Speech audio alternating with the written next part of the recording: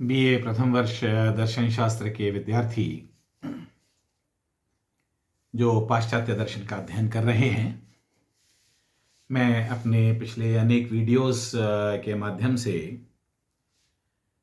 उनसे अरस्तू के दर्शन पर चर्चा कर रहा हूं।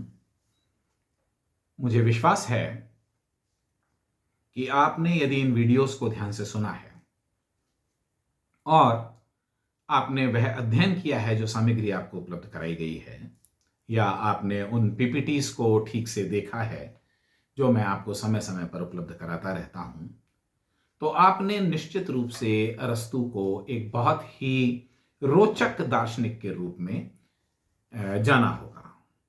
और रुचि के साथ साथ यह विशिष्टता भी अरस्तू की हमारे सामने स्पष्ट होती है कि वह एक होलिस्टिक फिलॉसफर है, एक पूर्णतावादी दार्शनिक है या पूर्णवादी दार्शनिक है। पूर्णतावाद और पूर्णवाद में हम ये कहेंगे कि दर्शन में टेक्निकली फर्क होता है, तो हम ये कहेंगे कि क्योंकि वह समग्र की बात करता है, वह संपूर्ण सृष्टि की बात करता है, वह प्रत्येक कोई पक्ष, जीवन का कोई भी पक्ष या ज्ञान का कोई भी पक्ष, क्योंकि अरस्तू से अछूता नहीं है, जब भी वह बात करता है तो वह संपूर्ण सृष्टि की बात करता है, तो हम ये कहेंगे कि वह एक पूर्णवादी दार्शनिक भी हमें बहुत स्पष्ट रूप से नजर आ जाता है।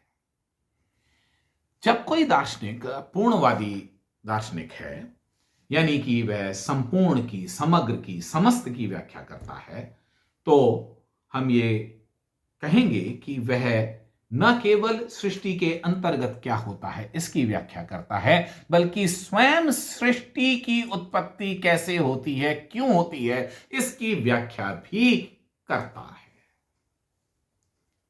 तो ठीक है, 4 कारणों की बात हमने अब से पहले तक के वीडियोस में की कि अरस्तू ने 4 कारण बताए: उपादान कारण, स्वरूप कारण, निमित्त कारण और प्रयोजन कारण। यह सृष्टि अपने आप में क्या है?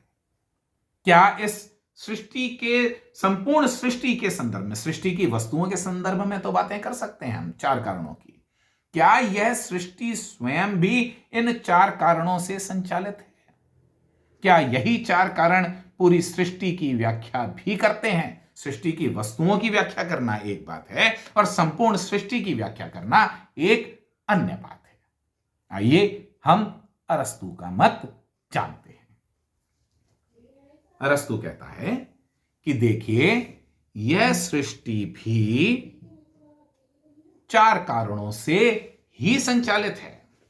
यदि कार्य कारणवाद की बात करेंगे और परिवर्तन की बात करेंगे, तो चाहे सृष्टि की वस्तुएं हो या सृष्टि स्वयं हो, हमें यहां पर भी वही 4 कारण स्पष्ट रूप से नजर आते हैं। तो सबसे पहले, सृष्टि निर्मित किससे हुई है? सृष्टि का उपादान कारण क्या है? सृष्टि का उपादान कारण शुद्ध जड़ है। यह शुद्ध जड़ क्या होता है? क्या अरस्तू किसी शुद्ध जड़ को मानता है? यानी कि शुद्ध जड़ का मतलब या शुद्ध पदार्थ का मतलब जो कि आकार विहीन पदार्थ है, ऐसा पदार्थ जिसका कोई भी आकार नहीं है। हमने क्या कहा? हमने पहले देखा था कि अरस्तू कहता है कि जड़ और आकार, पदार्थ और आकार सदैव एक साथ रहते हैं, इनकी कल्पना भी, इनकी कभी भी अस्तित्व इनका अलग अलग नहीं हो सकता।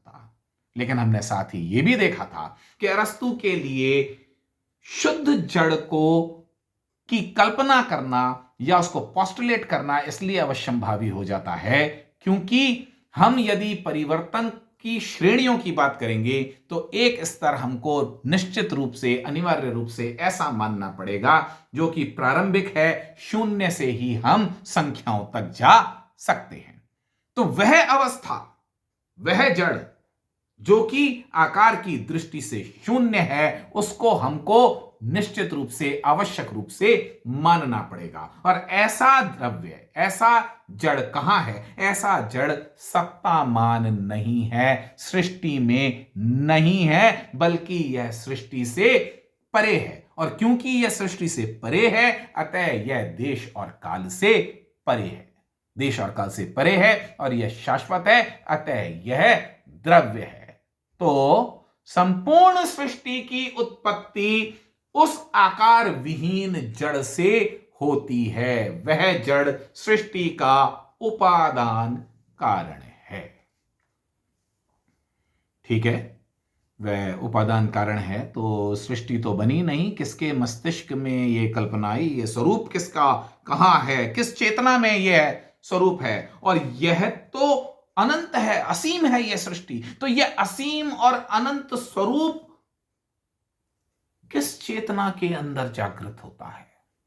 कहां प्राप्त होता है? कहां उत्पन्न हो सकता है? मैं आप तो सृष्टि के प्राणी हैं, सृष्टि के अंतर्गत उत्पन्न होने वाली चीजें हैं, समस्त चेतनाएं सृष्टि के अंतर्गत हैं। तो ऐसी असीम चेतना जो सृष्टि के प्रारंभ से पहले से विद्यमान हो, वो कौन है? अरस्तु कहता है ऐसी सत्ता ईश्वर है, और इस सृष्टि का स्वरूप ईश्वर की चेतना में अवस्थित है। तो फिर यह सृष्टि बनाता कौन है? चार कारणों की आप बात कर रहे हैं। असीम, अनंत और इनफाइनाइट सृष्टि है। पूरा ब्रह्मांड इतना विशाल है, ये किसी के बस की बात नहीं है कि इसको बनाए, लेकिन वह अनंत शक्तिमान ईश्वर इस सृष्टि की एफिशिएंट कॉज भी है, यानी कि वह इसका निमित्त कारण भी है। ईश्वर ने यह सृष्टि बनाई है, ईश्वर के ही चेतना में इसका स्वरूप है। और क्यों बनाई है? Why does God make the world at all? तो अरस्तु का कहना है कि ईश्वर ने इस सृष्टि की रचना इसलिए की है कि वस्तुएं, इम्परफेक्ट जो वस्तुएं हैं, वह अपने शुद्धतम आकार को प्राप्त हों।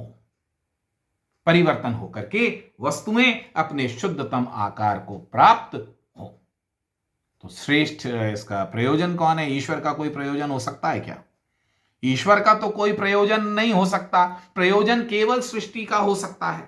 केवल अपूर्ण ही पूर्णता, जिसका प्रयोजन है वह अपूर्ण है, जिसका प्रयोजन है वह अपूर्ण है। यह बात हम हमारे पिछले वीडियो में देख चुके कि जो भी प्रयास करेगा, जो भी गति है, जो भी क्रिया है, वह अपूर्णता में है। तो सृष्टि में क्योंकि अपूर्णताएं हैं और सृष्टि की अपूर्णताओं को शुद्ध आकार तक पहुंचना है, यानी कि कहां तक पहुंचना है? ईश्वरत्व तक पहुंचना है। क्योंकि शुद्धतम आकार कौन सा आकार है? शुद्धतम आकार स्वयं ईश्वर है। तो ईश्वर क्या कर रहा है? पूरी सृष्टि के माध्यम से स्वयं को ही रियलाइज कर रहा है, अपने ही स्वरूप को पुनः पुनः स्थापित कर रहा है।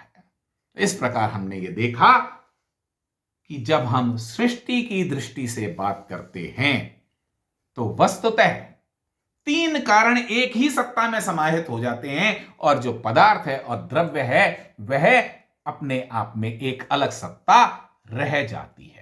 तो अंततो गत्वा तत्वमीमांसीय दृष्टिकोण से यदि हम अरस्तु के दर्शन को देखें या उसकी व्याख्या करें तो हम पाते हैं कि यह सृष्टि और इसके परे भी, इस सृष्टि के अंतर्गत तो आप चार कारणों की स्पष्ट रूप से अलग अलग बात करते हैं, लेकिन इस सृष्टि के कारण की यदि आप बात करें तो इसके एक छोर पर वह द्रव्य है जो कि सृष्टि से परे है, सृष्टि से पूर्व है, जिसको कि हम आकार विहीन पदार्थ कहते हैं, और दूसरे छोर पर वह ईश्वर है जो कि पदार्थ विहीन आकार है। तो हम पदार्थ विहीन आकार तक पहुंचते हैं और आकार पूर्व द्रव्य तक की बात करते हैं, और इन दोनों एक्सट्रीम सत्ताओं के बीच में पूरी सृष्टि विद्यमान, गतिमान और चलायमान रहती है। ईश्वर का क्या स्वरूप है, इसकी चर्चा हम हमारे आने वाले वीडियो में करेंगे। हमने यहां पर लेकिन इतनी बात अवश्य देखी कि धीरे धीरे प्लेटो का शिष्य अरस्तु कुछ वैसी ही बातें निरंतर करता जाता है जैसा कि प्लेटो करता है, यद्यपि वह अपने सिद्धांत का प्रारंभ प्लेटो की आलोचना से करता है। प्लेटो ने कहा था कि आइडियाज दूसरे जगत में रहते हैं, और अब हम ये देख रहे हैं कि अरस्तु कहता है कि एक ईश्वर है और वह सृष्टि से परे है। प्लेटो ने कहा था कि परफेक्ट फॉर्म्स होती हैं और वो मैटर से अलग होती हैं। अब हम ये देखते हैं कि अरस्तु भी ये कह रहा है कि जो आकार हैं जो पूर्ण आकार हैं या जो श्रेष्ठतम आकार है वह द्रव्य से अलग है। तो ये अब हमारे लिए आगे गहन विश्लेषण, यदि हमारी रुचि हो तो आगे का विषय रह जाता है कि अरस्तु वास्तव में प्लेटो की आलोचना करने में कितना सफल होता है, या फिर वह कितना ज्यादा प्लेटो के सिद्धांतों को अपने दर्शन की पराकाष्ठा की ओर पहुंचते पहुंचते स्वीकार कर लेता है। बहरहाल एक रुचिकर बात यह है कि बहुत सारे टिप्पणीकारों का यह मानना है, ऐसा दर्शन के अध्येता स्वीकार करते हैं, कि अरस्तु ने प्लेटो को सामने के दरवाजे से बाहर निकालकर पिछले दरवाजे से वापस अंदर बुला लिया। कहने का तात्पर्य यह है कि अरस्तु स्पष्टतया प्लेटो की आलोचना से बात प्रारंभ करता है, लेकिन शनय शनय धीरे धीरे अपने दर्शन की पराकाष्ठा की ओर जब वो पहुंचता है, परिणति की ओर वह पहुंचता है अपने सिद्धांतों की, तो वह प्लेटोमय या प्लेटोनिक होता चला जाता है। ईश्वर सिद्धांत की चर्चा आने वाले वीडियो में। अभी तक के लिए इतना मैं समझता हूं कि पर्याप्त है। Thank you very much.